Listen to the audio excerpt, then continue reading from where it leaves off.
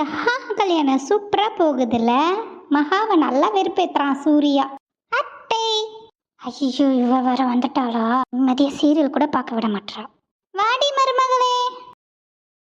என்னத்த பண்றீங்க? சீரியல் பாக்குறீங்களா? ஆமாண்டி, போர் அடிக்குதா, அதனால பாத்துட்டு இருக்கேன். உங்களுக்கு போர் அடிக்குதா? அப்ப நான் கடி ஜோக் சொல்றேன் அத்தை. ஐயோ வீணா, நம்மளே வாய் கொடுத்து மாட்டுறோமே. என்னத்த புலம்புறீங்க? இருங்க நான் சொல்றேன்.